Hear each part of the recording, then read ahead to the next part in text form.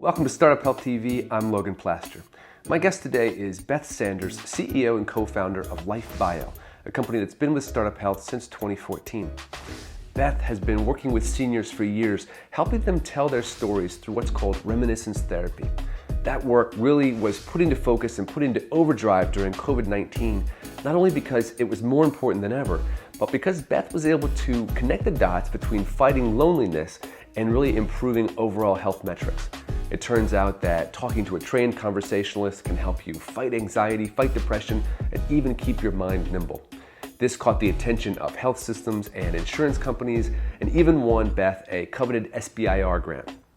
I caught up with Beth to talk about the latest from LifeBio and just the critical importance of storytelling in the future of healthcare, particularly in a post-COVID world. I hope you enjoy.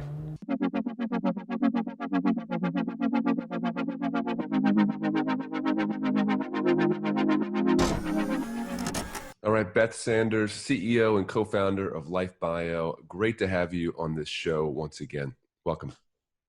Thank you, Logan. Glad to be here. So we have talked before about the work that you're doing at LifeBio. I think it was maybe 6 months ago, right in the middle of COVID-19.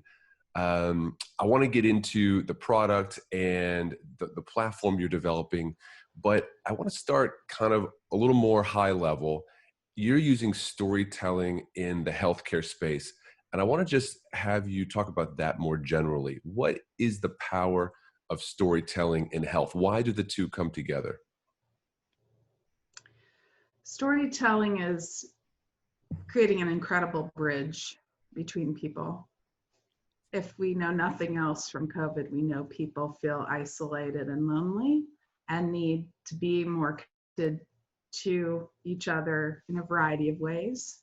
And when people do it for health and well-being, it's amazing too, because it's been found to increase happiness and satisfaction with life or overall well-being. Storytelling lowers depression. It lowers loneliness. And we are all facing those things today, aren't we? Yeah. COVID has reminded us all that it is not good to be isolated or feel lonely. And so it's a problem seniors have, people over 65 have, but we really all are in the same boat. And so storytelling is that bridge. Are the health metrics that are connected with that? You mentioned depression, anxiety, other challenges. Are the health metrics, have they always been there, or are we growing in an understanding of the connection between storytelling and loneliness and these health metrics that we're all concerned about? We are growing in our understanding. This idea was introduced by Dr. Robert Butler in 1963. He was the first head of the National Institute on Aging. And he was a psychiatrist that saw that life review was okay, was normal. People like to reminisce. They like to tell their story.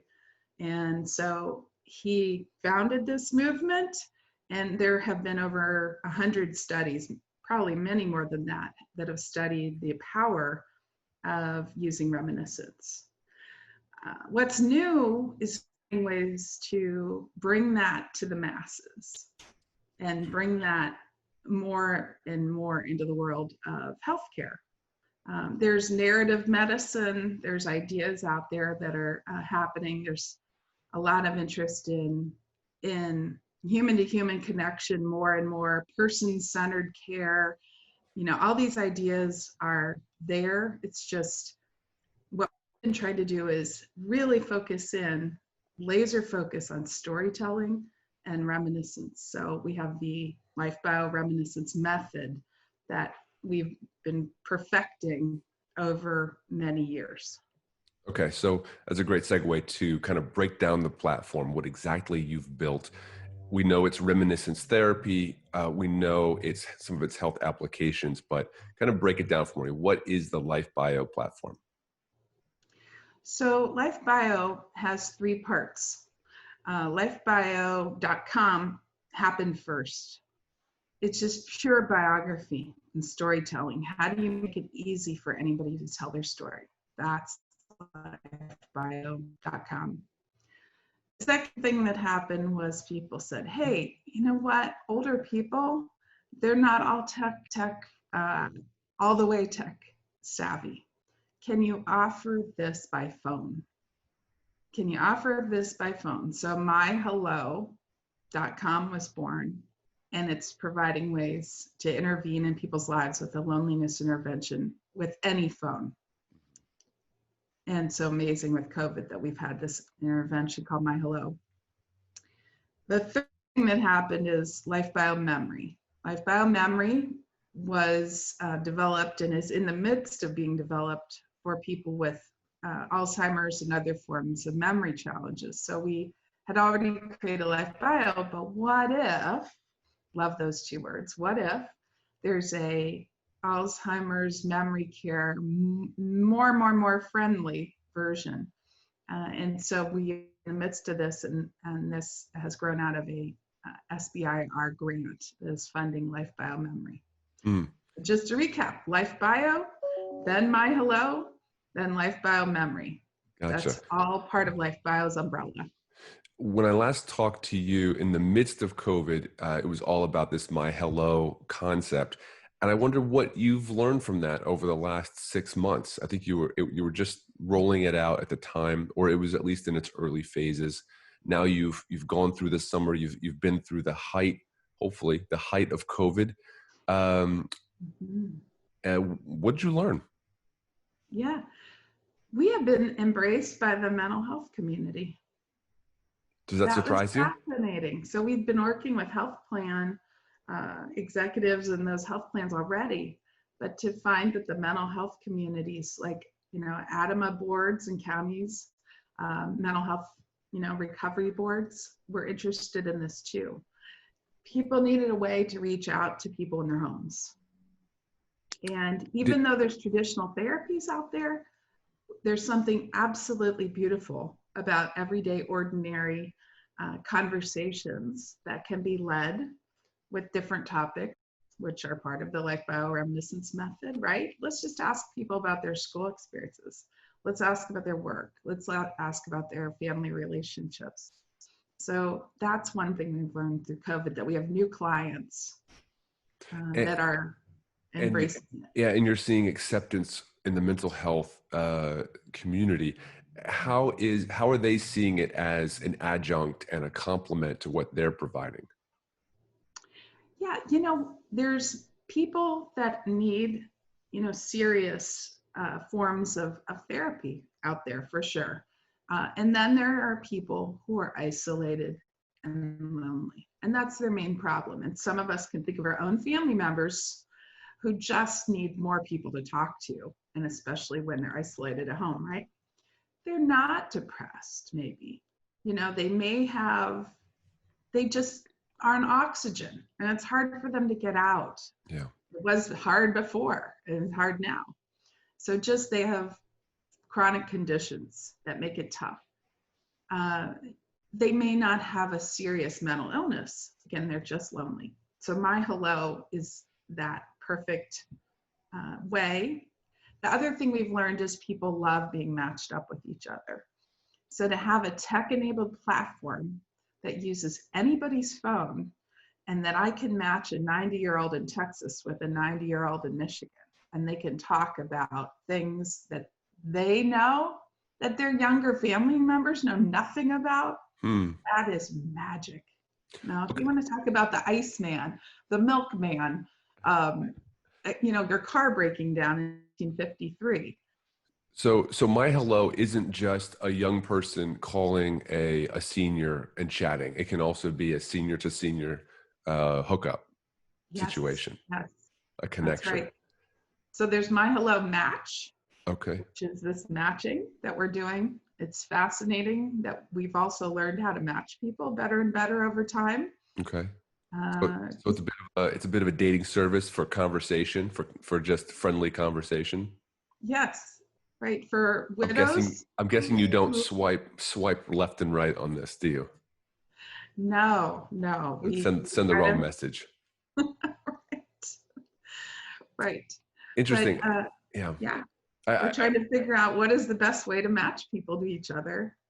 And over time, AI and machine learning are going to help continue to us do that better and better. So Yeah, I mean, that was exactly what my next question was about, is the technology needed to scale. One of the things I find so fascinating about LifeBio is the work that you're doing in the past. I mean, I could be wrong, but was often relegated to volunteers, even church groups, just a kind person who goes to the senior center and talks to people. This idea of taking that that idea and scaling it is really fascinating. Using tech tools to scale very non-tech gifts and applications, like just good old conversation. So, what are some of the tools that you're using to scale? yeah. So first, we continue to build up LifeBio.com and make that easier for people to use. But with MyHello, we have just back-end phone systems that are automatically making sure those connections happen every week. So nobody is manually being sure that these two people are talking to each other. Everything is being, their phone is ringing on either end, right? It's just a matter of picking up the phone, and people have online ways and other ways to get ideas of what they're going to talk about. Mm-hmm. So, we're continuing to build out, okay, how do you engage them? Okay, get them to say yes. How do you onboard them? How do you make sure that they are continuing to have their conversations? There's an auditing of these calls too, right? Is this a good match? So behind the scenes, all of this has to happen, and it's being thought through and more and more streamlined as we go. So we have work to do, Logan. We're not done. We've got a lot to do, but you've got to have the groundwork laid, and we've got the tech groundwork already. It's just speeding things up. In terms of scale, remind me what markets you're in and kind of where you'd like to move into. Yeah, right now the health plans are really interested in MyHello. Okay. Because there is this fear. You want low cost, for both Medicare and Medicaid. A low cost, hey, you don't need to have any fancy equipment. All you need is a phone number to participate. That is a rare thing. And to find health plans that are very interested in solving for loneliness is my number one goal right now. So in our sales biz dev activity, it is who's solving for loneliness. Because if you're lonely, you're going to be more depressed. If you're more depressed, you may have higher incidences of Alzheimer's disease. Mm-hmm. I mean, all of these are billion-dollar problems that we're trying to address. So the health plans are our biggest target with MyHello right now. This is kind of a big picture question. How do you see MyHello and some of the products that you're doing as a reaction to social media? So something like Facebook, everyone's got a phone. It kind of purports to connect people and give them a sense of community. And yet we've seen the opposite can happen, and people can get into these unhealthy echo chambers. You can feel even more alone online than you did before, like you're, isolated within a crowd. So, how do you see like a person-to-person conversation as kind of a reaction or response to social media, if at all? I mean, it's a much more rich experience. I mean, it's nothing like the feeling you have from a social media connection. It is, I mean, I've experienced it so many times myself. So I'm just excited to give other people this experience. It's an intimacy of a conversation, is in no way, this isn't a romantic relationship. This is a relationship where this is my new best friend. And to have people have that reaction, to like, think about it. You're 85 and your friends, some of them, your best friends in your local area, have passed away.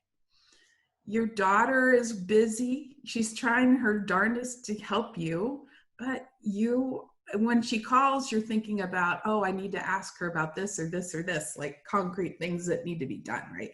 Mhm. Wait a minute. Now I have my 85-year-old friend, and we get to talk about the things I want to talk about, I get to listen. So there's intimacy as I listen to her. She hears me, I hear her. It's so rich. Yeah. I'm like, we're told, we're given great topics each week to talk about. Okay. So we're walking through, like, here's the other thing. Even if you see somebody at the grocery store, and you're wearing a mask right now, fine. You're going to be like, oh, how's it going? Oh, good. Oh, it's kind of cold out today. Hey, go, whatever sport team. And yay, how's your knee feeling today, Jean? I mean, that's the normal conversation. Yeah. Boring. I mean, sorry. Families, Yeah. stop it. I mean, that's boring. Yeah. Family should stop. Friends, I mean, you got to take it to a different level. And so there's where reminiscence is. It reduces boredom. You're teaching and informing someone. Yeah. Nothing is more fascinating than another human being. Yeah. So people are out there doing their crossword puzzles. Yay. Do all your brain fitness stuff. But there's nothing more amazing and complicated than another person. How cool is that? I love it. I love it.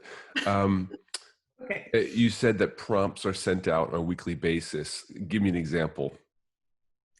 Yeah, describe a childhood memory, riding your bike, playing with your friends. Yeah. Tell me about your grandparents.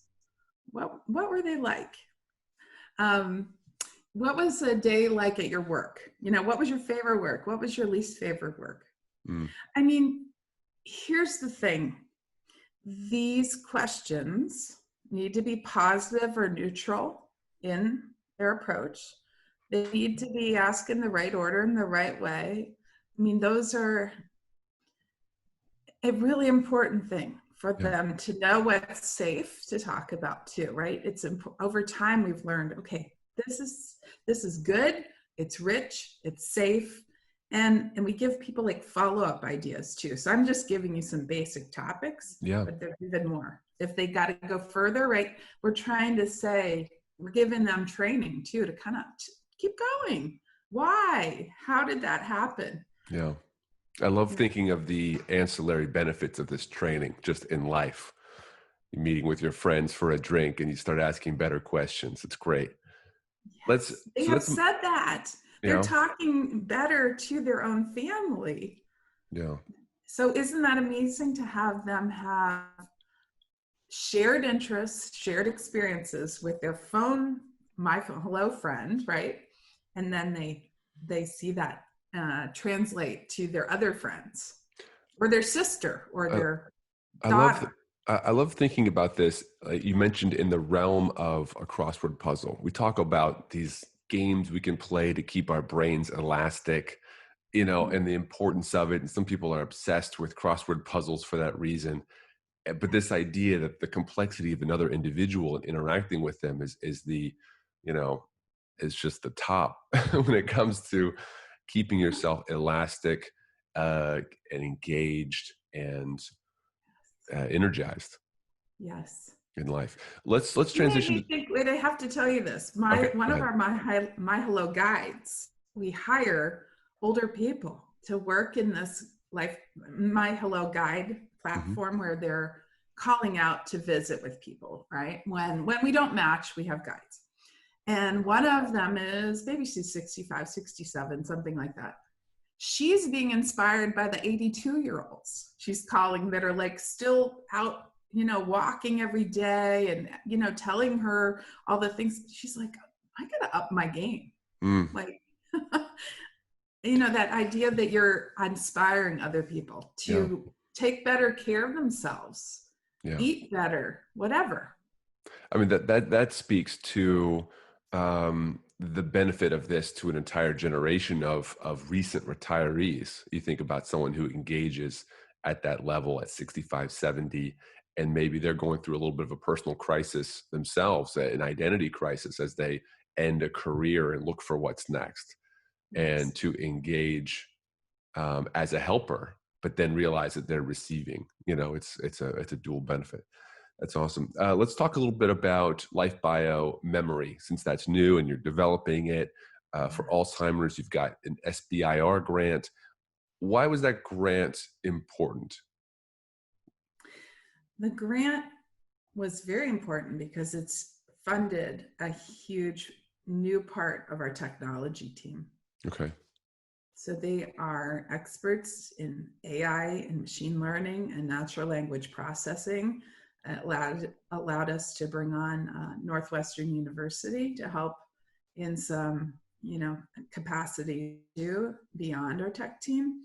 And LifeBio Memory is reimagining everything we've already built into its most simple form, voice-based form. We know the power of voice, right? We've all used Siri, we've all used Alexa. Mm-hmm. So the thing is, I said people are complicated, right?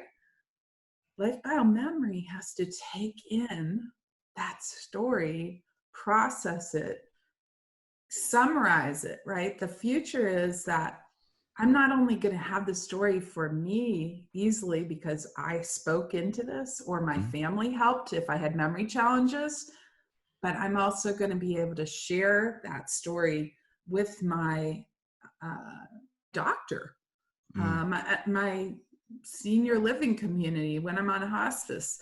Somebody will know who I am. People with Alzheimer's disease may be in care for 3, 5, 10 years. Yeah. How hard is it to take care of someone you don't know? Yeah. So are you envisioning a voice-based prompt system where the person can kind of feed their story in at their leisure? Yes, that's Okay. right. So it's just, again, guiding them through. So the LifeBio reminiscence method's at the core. We're asking the right questions, bringing out the story. If you can't do it yourself, your family or a loved one's going to help. But again, nobody's sitting, nobody's typing, and they're just talking it. And then all the cognitive services out there are being incorporated in this. So complicated, though. It is like the different voices happening. The voice of someone with dementia. Are we going to have trouble hearing it? It is, there's a scientific part of all of this, and that is why the SBIR is so important, because we are pushing the envelope way beyond anything. Even our university partners are like, wow, you're talking about serious differences in what content is coming in. Got it. Okay. So just to understand it at my layman's level, you've got an element where the machine learning is going to be able to start to understand deteriorations in maybe in memory and mental health through the storytelling. So there's like a very strict health component, but then there's also the reminiscence therapy more for the family's sake, like helping the staff and family know that person's story as well. So would you say those are two big sort of differentiators? Right. So the first part is just getting the story in the system and understanding that is in there correctly. Got it. And then there's things of analysis happening as this evolves, right? The sentiment analysis, or wait a minute, can we detect these conditions earlier, maybe, as people are using this? Yeah. Gotcha. Many possibilities. Gotcha. So once you sort of figure out the far reaches of the Alzheimer's care, memory care, you can start incorporating that earlier. And so someone who's telling their story at 80 or 75 who doesn't have Alzheimer's yet, you might have the technology on the back end to start identifying things. Right. Interesting. Right. Is there depression here? Yeah. Is there early cognitive issues that we might hear? Who knows? This is a new world that we're in right now, for sure. Fascinating. And it is, yeah. And can we summarize it? But like I said, the getting the story, summarizing the story, and then can we analyze? How exciting is it? Because I know the clinicians, the people delivering care to people, want to know, and they can't read 20 pages about them or listen, or listen online or anything to someone talk for 4 hours, right? They don't have time. But can this summarize their story into 3 paragraphs where it's like, hey, Bill, oh, I see you were in Vietnam in 67, 68. Oh, I know you love collecting this or that. Oh, wow. Well, I see you were a police officer. No wonder you're up at 3 a.m. Okay. So we want to know the person. At the core, Logan, this is the huge, remarkable part of what we're doing. We are trying to understand the entire human being. And that is never being known today in a healthcare environment. No, your doctors and nurses, you are a puzzle to them. Yeah. And we want to unlock that. And a series of data points. Yes, yes. They're concentrating on your physical health. They are not concentrating right now on the mental health or who you are enough. Yeah. And we are on the cutting edge of knowing who the person is, which could lead to knowing why they have these health issues happening, right? If you understand at the core, why is this person like they are? Is there anything we can do to help them? Yeah, and you start really understanding the power of lifestyle decisions and kind of where those originated and habits. Yeah. We're getting to the end of our time, but I want to ask you about, you're really suggesting or sort of looking towards a big shift in how we think about aging and how we think about patients as whole, story beings with stories. What do you think will be necessary to shift cultural attitudes? We have whole industries around senior care and attitudes among caregivers that have been set for generations. What do you think needs to happen to really shift some of those attitudes in the right direction? So I would say our age tech is at the core of what we're doing. I worry about ageism in our society. I think it's alive and well right now. I think we're discounting older people all the time. And I don't think their issues are being addressed properly in the doctor's office, in the hospital, in the entire long-term care system is going to need an overhaul. I think people are discounted. They need to, they really do have purpose and meaning and wisdom, and we are writing people off all the time. And we can't do that. We have just too many, 60 million plus older people in our country, and that's even growing. Yeah. So what are we going to do to change the system and stop coming at people saying you've got nothing to live for? I mean, really, in a roundabout way, we are not celebrating people. We are saying you're done. Yeah. Yeah. No, you don't matter anymore. Yeah. Well, what I hear you saying is it's not a little tweaks here or there we need in senior care, adjusting this technology or this type of facility. It's really an overhaul of our thinking about the value of human beings as they age, and understanding their stories is a key component to bringing that value. You are right. I interviewed a 91-year-old this week and his wife, who was 85. I was helping them tell their story. Who really got more out of it? I did. Yeah. Every time.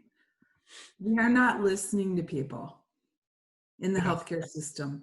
Yeah. They are telling us what they need. They don't need just a TV in their room. They need human beings connecting with them. And this is, I hope this changes. Yeah. or we're going to be in a world of hurt. And we did. We could have learned so much if we listened. Yeah. Well, Beth, I think you're onto something. I know you're onto something, and I appreciate all of your dedication and hard work making this a reality. I think you're connecting the dots here in a really important way, and a lot of people are going to benefit. So, Beth, thanks for taking the time to fill me in, and thanks for all your work. Thank you.